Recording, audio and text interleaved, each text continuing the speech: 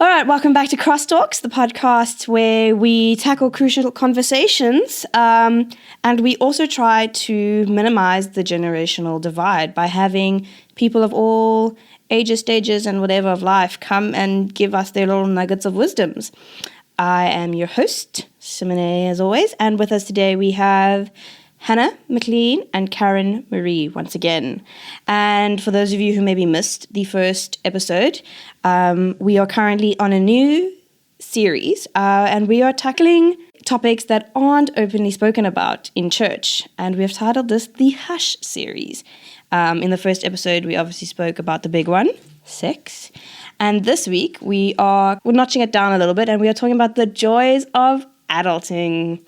And as someone who has just, reached that phase of her life, I can truly say that it is a myth. I do not like it, and I want to go back to being a toddler who scribbles on walls.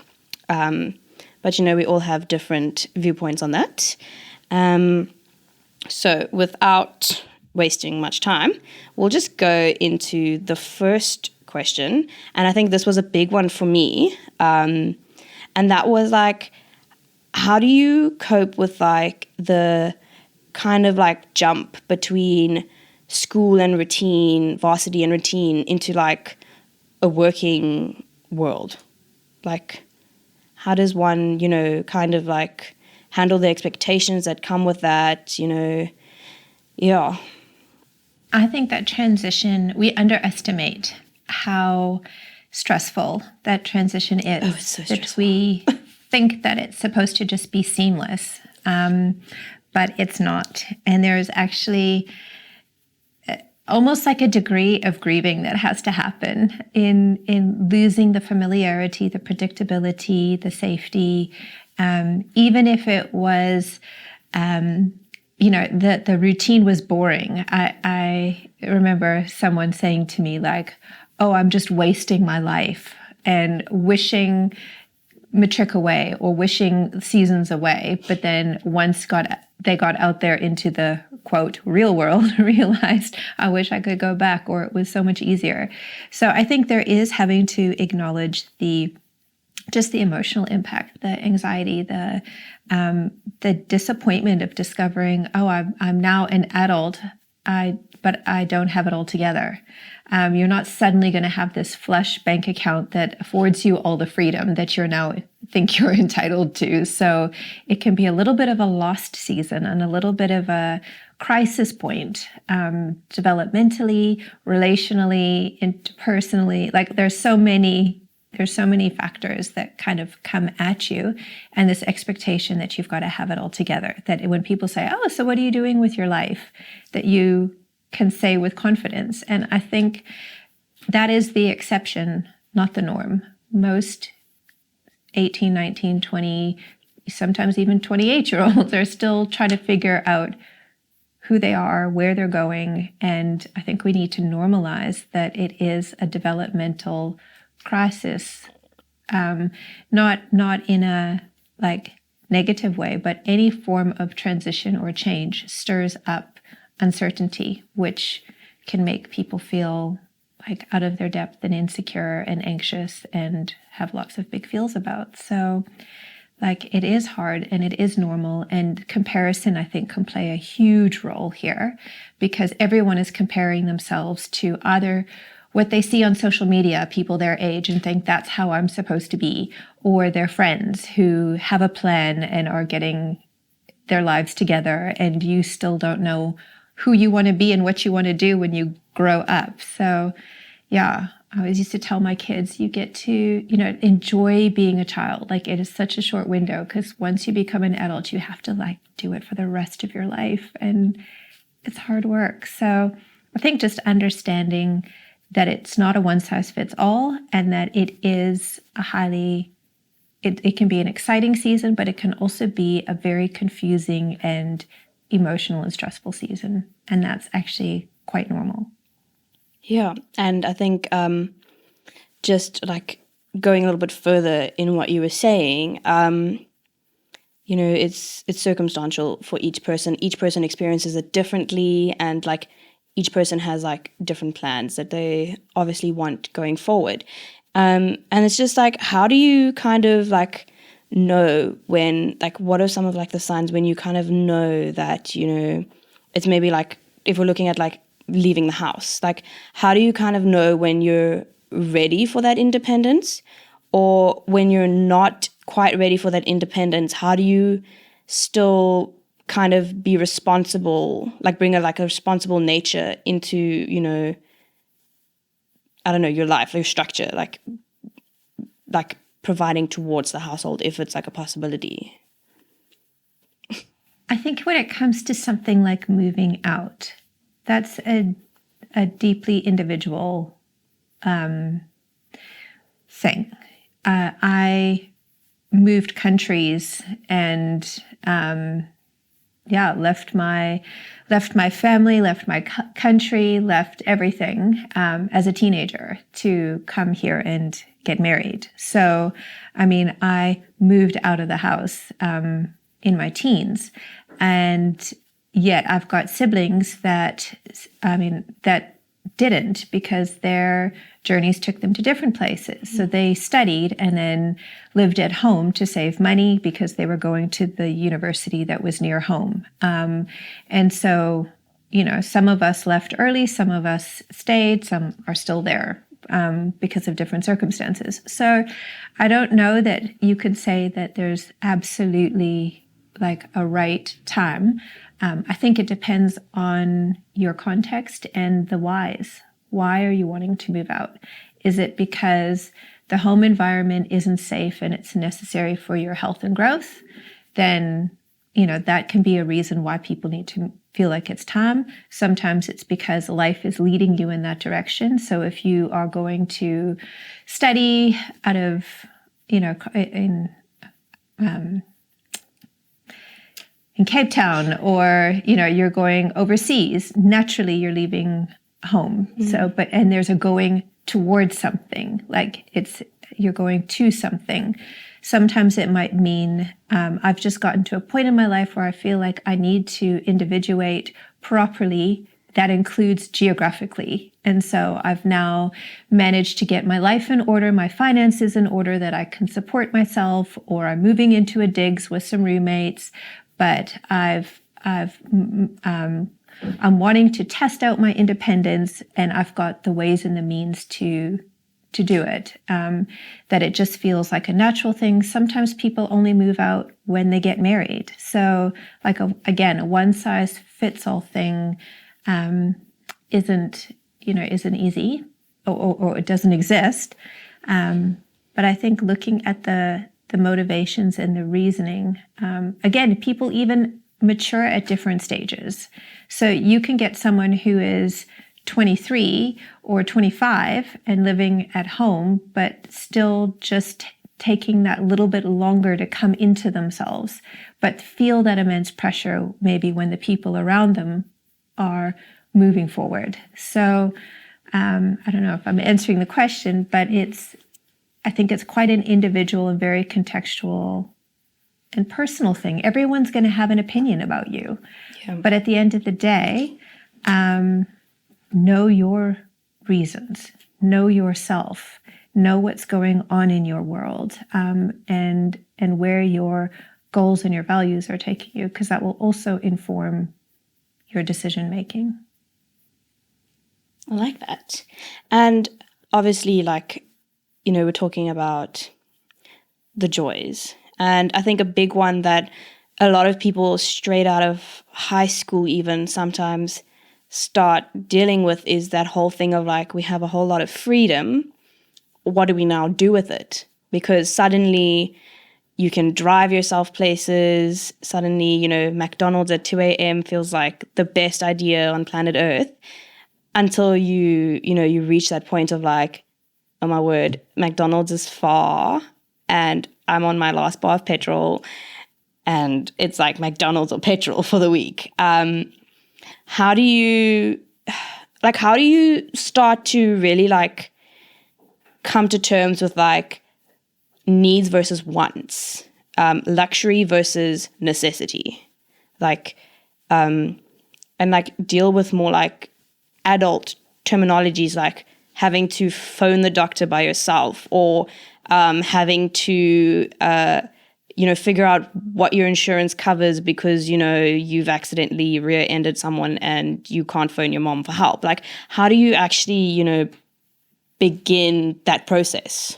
I think it's a very good question, and I think it's something that we often, it's an area in which a lot of people are lacking information and knowledge. I always think that if I could rewrite the curriculum, these are the kinds of things that life orientation should be teaching us in high school, 100%. right? We should be doing budgeting. You don't have to Yes. study accounting for that. Everybody should learn it. And so I think it's a very valid question. And my first answer would be to find some advice around budgeting and what to do with your own money. So whether you have 10 Rand or whether you have 10,000 Rand, you actually still need to learn how to steward your money well, how to look after it, how to figure out your expenses, and therefore how much you need to earn. And so when payday comes around, instead of just blowing it all that night on a really fun time with your friends, knowing, okay, but wait, I'm supposed to be reserving 500 Rand for this, I'm supposed to be keeping this amount for this, and whatever that is, for you to have a better handle on your money. Because the reality is, that's a skill we have to learn, and it actually doesn't matter what we're earning. And we don't get that skill when we start earning bigger amounts of money. We actually have to learn it from a very young age, or from a small amount of money, to then be better when we earn better, right? So in our family, my dad is big into budgeting. And so we started learning this from when we were like 13. We had to budget. We got given X amount of pocket money, but within that pocket money, we had to start paying for our own toiletries. We had to start doing a few more things. Not because our parents were trying to be snoop with their money, but because they were trying to show us, if you blow it all at the movies, you're not going to have shampoo, right? So that you could start to learn the cause and effect of finances. Yeah. And so I think for sure, this is an area in which we need a lot of guidance. And there are a lot of people that would be willing to help. We're not going to turn this podcast into a financial seminar, but I think it's important to say the first step is to sit down and look at your month and say, what do I do in a month? How much petrol do I normally go through?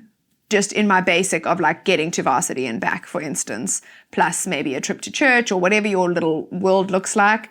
How much do I spend on petrol? Roughly how many times do I want to be able to go out with my friends? What do I spend on that? Okay, so I need X amount for socializing. I need to buy my own airtime. That costs me this much. Whatever it is, you can kind of start to look at what do I need in a month?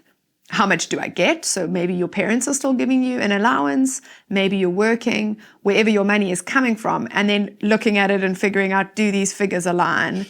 If they don't, what are we going to do about it? So either I need to work more, or I need to cut down on something. I need to get a lift club. And so it's just the practicals of looking at your finances and starting to learn budgeting, so that when you do start a job that earns better, and you start, maybe you've finished, you've qualified, you've got your first, like, let's call it quote unquote real job, you know what to do with your money then. You then know, okay, I need this much for rent. I need this. Once you do move out, you've actually already learned budgeting with your pocket money.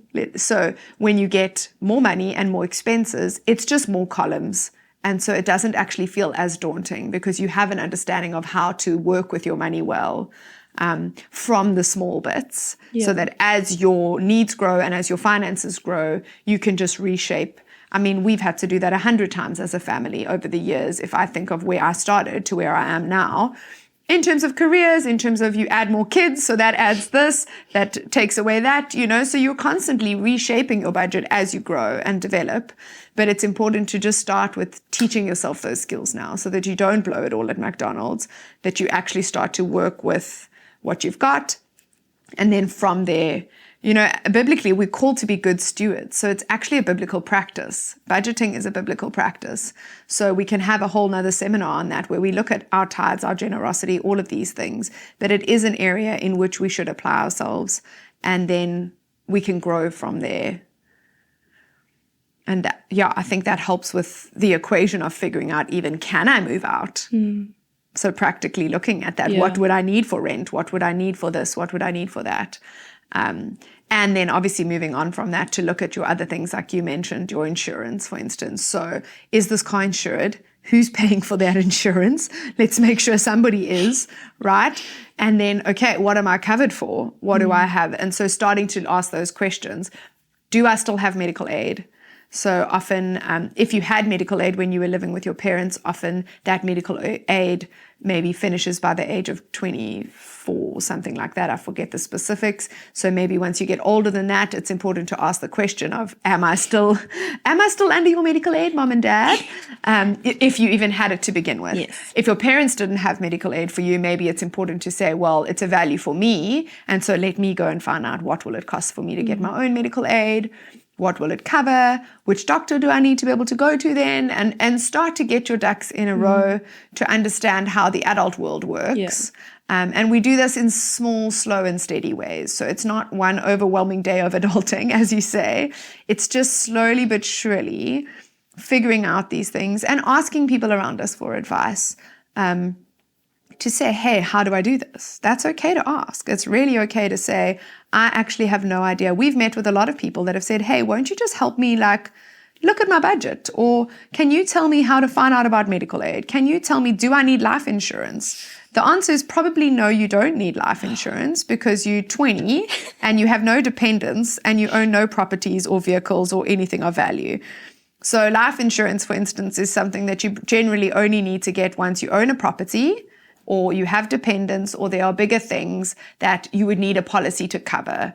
So without being morbid, if you died, no one would be affected financially. So we don't need a life insurance policy on you unless we want to make some money off your death, which is another whole side note. But so it's just finding out that information, right? It's just looking at it practically and saying, okay, cool, I don't need life insurance, but maybe I need medical aid because I cannot afford to go to hospital without it. And I really don't trust our government facilities. So let me figure out what would that cost me? Okay, I need to earn this much to get there.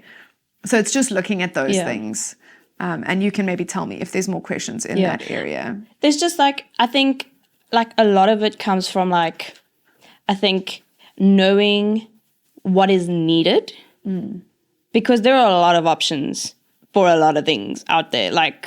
There are how many insurance and how many medical aid schemes and companies. So I think often it's knowing the right one, because you obviously you want to go as cheap as you can, but you don't want to go so cheap that it's compromising some things. So I feel it's because my mother is one of those people where she's go get me the quotes. I'm come in with stacks of them.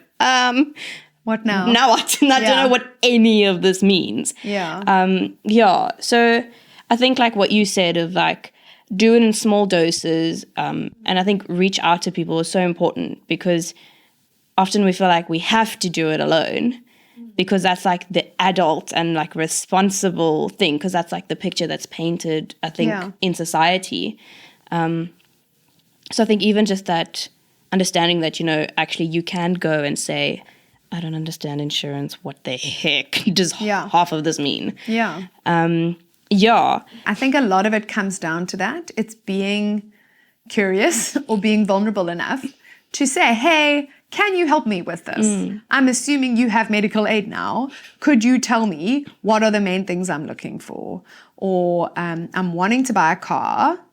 I don't understand how car payments work or how long it's going to take or what it's going to really cost me. Let me go and ask someone older or someone who's maybe got experience in that area to say listen, would you just advise me? So sometimes that's our parents, sometimes that's other people because we all have different family structures and different people with different skills.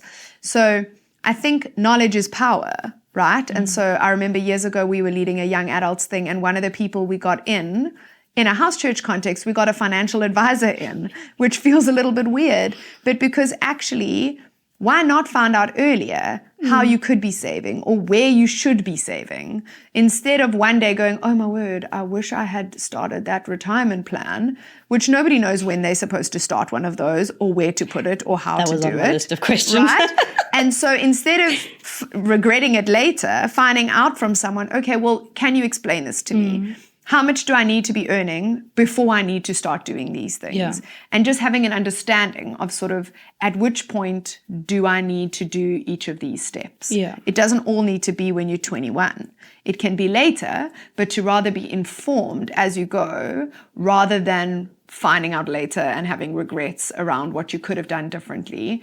Because often it's simpler than we realize. We just needed someone to put it into English for us. Yes. Right? It's Yeah. not like it's actually all that complicated. You just need someone else to read the quote with you. Yeah. And say, okay, cool. This is the one that probably suits your needs. Yeah. This is within your price bracket, whatever the case is, instead of just floundering by ourselves. Yeah. So it comes back to what we keep saying about community.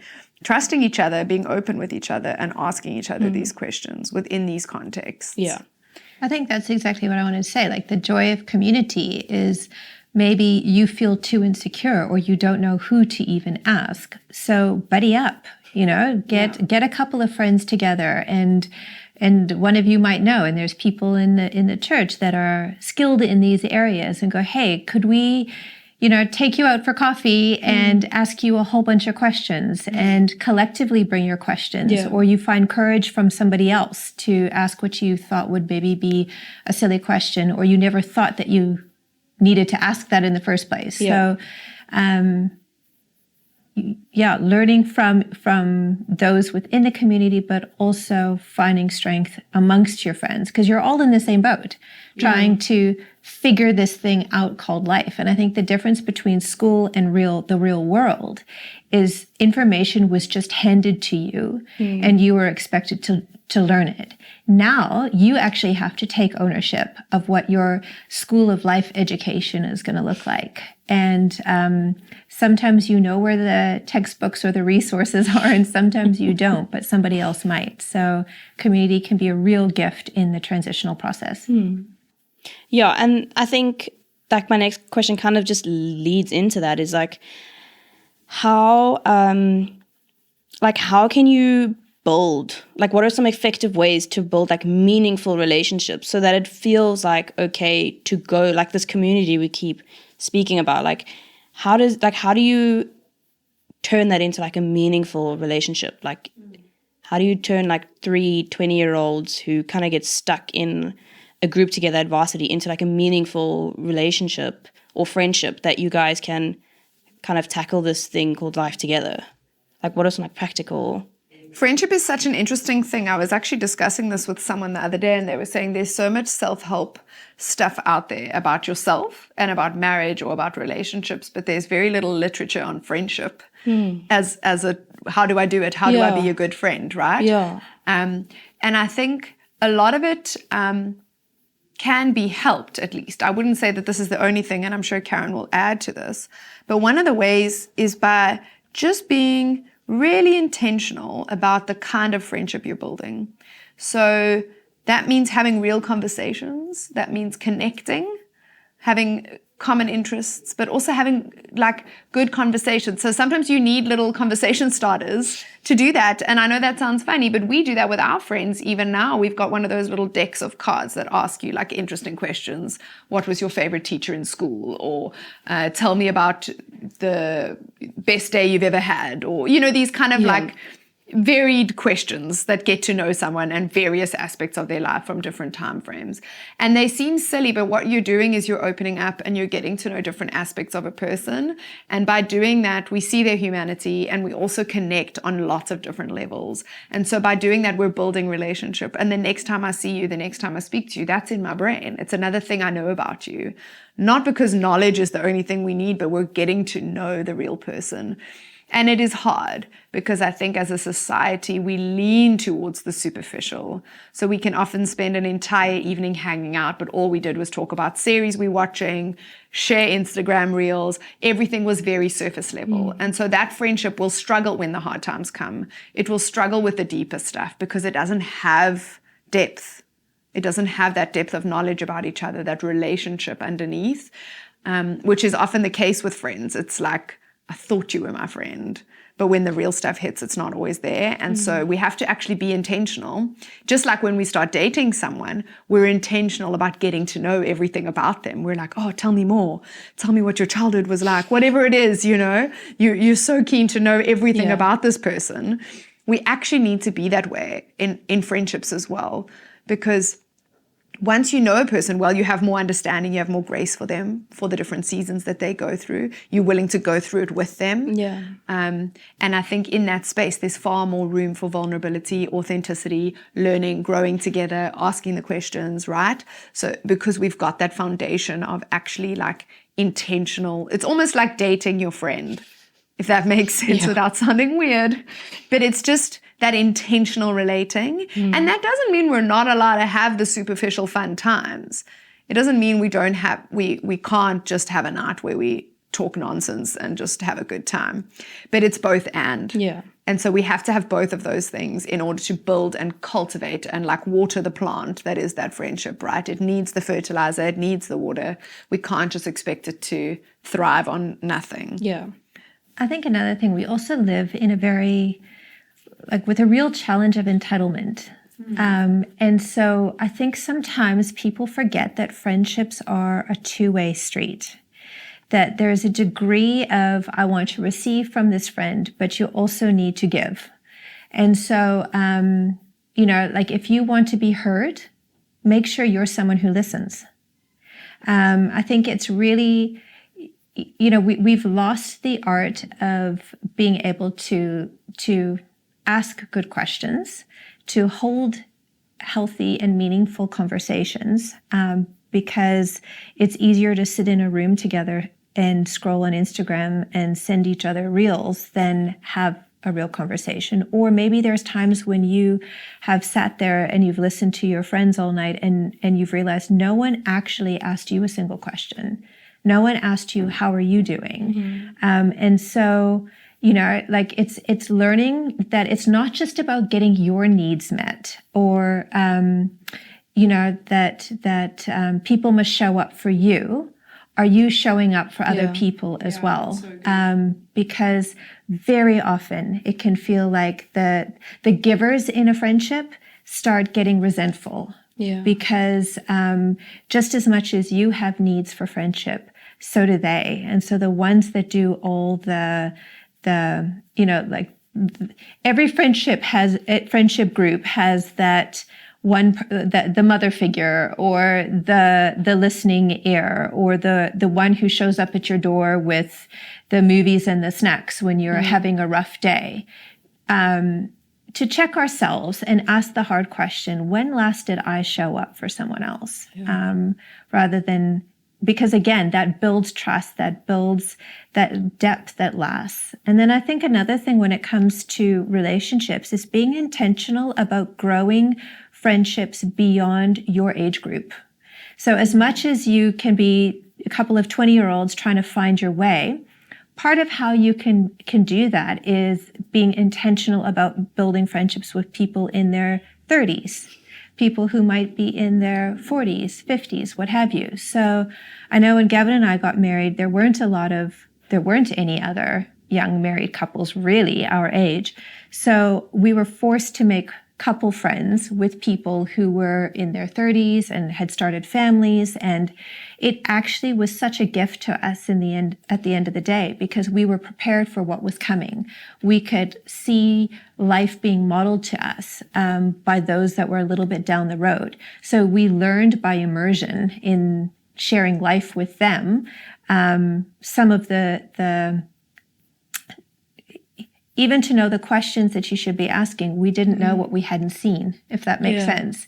And so having time with people that are older than you can be a really good teacher.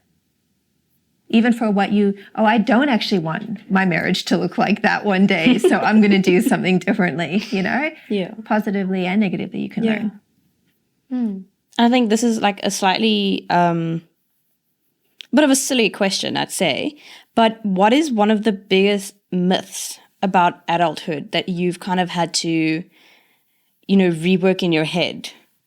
I think it's something that I say often to younger people when I'm hanging out with them is, actually, nobody knows what they're doing, right? So we have this idea of, okay, once this happens, I'll have my stuff together and I'll be, Good to go. on the right track, and I'll know what's going on, because they all look like they know what's going on, right? They've got their ducks in a row. They're working, they're professionals, they're married, they're this, they're that. And, and I think as you go, you realize, oh, wait, we're all just winging it. Yeah. And obviously we're getting empowered, we're learning as we go, we're figuring it out. So it doesn't mean that nobody knows what's going on, but also a little bit, nobody knows what's going on, right? We're all still learning. Yeah. So at all stages, we're learning new things. You sort of think, once I have kids, like, I'll know how to parent. Oh, no. I'm figuring this out as I go. And all those people that I used to watch parenting and think like, cool, they know what they're doing. They also were just figuring it out as they go and winging it and reading a book on parenting, learning this, trial by error, right? And so I think for me, that's a big myth that I had growing up. And I think we all have, is that people sort of know what they're doing. And there's this magical day where you figure it out and you become an adult. It's actually just a process that we're all in, and we're just in different stages. So I think Karen is so right. So much of this is from learning from those ahead of you.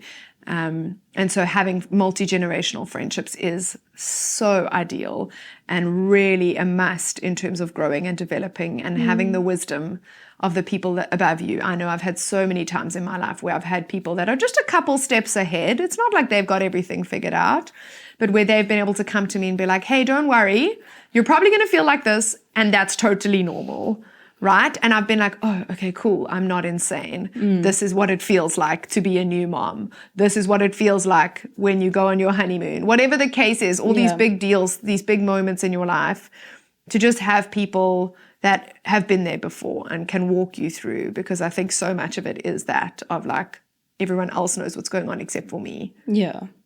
And that's not true. Yes. Yeah, you're good.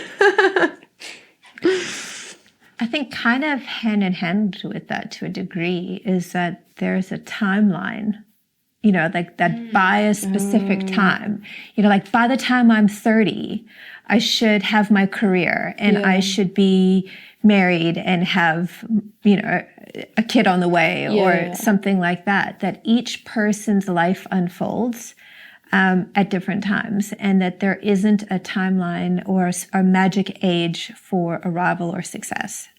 If I think of my own journey, like I grew up believing how, and I still hold it like it's important, that education is so important. I remember being like small and hearing about like, talking about what university are you going to go to and what have you. And it didn't work out that way for me, because when I immigrated, I had to wait until my permanent residency came through before I could study and start building a career. So I had my early 20s of like what felt like dead time. And I struggled with feeling like a failure because I wasn't on my timeline. I wasn't going to have a degree by 22. In fact, I was only just able to start that journey then. And then it was only in my 30s that I figured out, oh, wait, this is what I want to do with my life. This is what, and then it meant going back to study again and, pursue another avenue. And I thought, this is going to be the job that I'm going to do.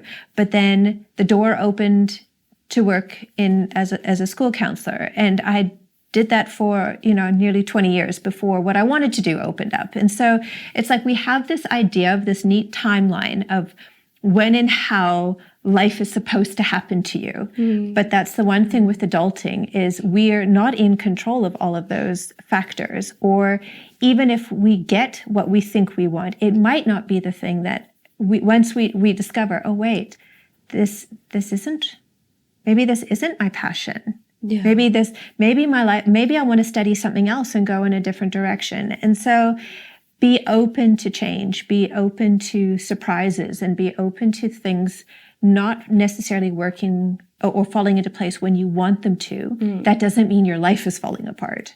So it's to be present to the journey where it is and how it's unfolding, and not to be stuck in that comparison trap, because it just robs you of your joy and your self-esteem. If you're looking at somebody who's 25 and got the big paycheck and, is on their way, and you haven't even figured out if and what you want to study, it's okay. It's okay. Yeah, this is really good. Actually, it surprisingly ties in a lot with, what we'll be discussing a little bit later, like in the next episode, really. So before we get too far ahead into that one, I'm going to ask you that question that I said we'll be ending with every time. And so how, again, as a Christian community, can we make this thing of adulting, this like the confusion and stuff about it, how can we make it a more spoken about topic where it's not just like you should have your ducks in a row after, you leave school? Radio silence. Dead silence, yeah. We're still figuring that one out, I think. Yeah, clearly we all don't have all the answers. But I think it comes down to what we keep coming back to, is it's within authentic community and I think we have to buy in to that community. Just coming to church on a Sunday is actually not the same thing as buying into being a part of authentic community, because that requires a level of vulnerability. It requires actually relating with people. So it's not just an attendance thing. It's like relating in, becoming part of a community here. So whether that is in these groups, in the crosstalk meetings, whether that's in house church, whether that's in a service time, but finding actually relationships within the community. And then from that, like pushing in on these different topics and coming to the meetings, getting involved, not because the meetings have the power, but the meetings are where the people are, right? And so that's what we're looking for, is authentic community requires relating, which is why COVID was so hard, because so much of what we do and what we do well and believe in here at Fountain is this idea of like good, healthy relationships, which was really hard to do over Facebook and Zoom and whatever else we were trying to do with each other, a WhatsApp chat. It's all done so much better in real life, in real relationships. And so I think so much of this stuff, if you actually get to know people, if you do things like Guess Who's Coming to Lunch, where you go and you spend time in someone else's home, you get to know those people, you see how they live, you get to ask them questions. This is how we learn from each other, right? So you come, you get to know me, we have a coffee together, you see how I am at home, you learn about my job. If you do that across the board, that's how you start to see what it's really like to be an adult. That's how you start to make relationships and learn from other people in different phases of life. Just like I can do that still, because there are still people further ahead than me. And so I can learn from them. I talk to Karen all the time about raising kids because her kids are older than mine. And so we have these areas when we build relationship with people and we keep coming, we keep showing up, and we stay curious and we ask the questions and we get to know the people, we get to then learn from them. So I get to say to her, what did you do when your boy was 6 years old and asked you this, right? We get to do that with each other, and so we can learn and we can grow in community. But I think so much of that comes down to the showing up, the getting involved, coming on the camps, coming to the things, because that's where it comes from the actual connection times. Not just sitting through a service and leaving, which I think is good, but not enough if we're looking for this level of relationship. Yeah, it's that risking being seen and letting yourself be known. And that doesn't just happen. It requires effort. Yeah. And so you can get frustrated that no one's reaching out to me. No one's trying to be my friend. I don't feel like I belong. Well, what attempts of belonging and towards belonging are you making? Again, if we go back to like the friendship thing, are you showing up for other people? Are you risking and trying to make connections, or waiting for everybody to come to you? Because then you can get disillusioned and discouraged and critical. So there is a cost to community. There's definitely a cost, because you have to invest. But it's such a worthy investment because of the layers of richness that we gain from sharing each other's stories. And I mean, if I think back, like, Ken, I met you when I think you were probably about maybe 13 or 14. Yeah. I think we had our first sort of conversation when you were probably about like 15, because I wasn't important as a grown up, you know, like so old. And like now, I mean, hence kids are my godkids. Like we've grown in community through and through investment, and there's seasons where you're closer and seasons when you're, you know, on your own missions, but you find out who you can only build your people by being around your people. You can't just expect them to show up for you if you're not present, if you've never been, you know, if you're not there. Yeah. So yeah, the intentionality of showing up in community. That's really good. And we'll continue a bit more on this like topic in the next episode. And it'll be more about just like finding the balance of like more the emotional turmoil that, you know, sometimes one faces. So yeah, again, we thank you for coming, and then we'll see you all on the pod next time.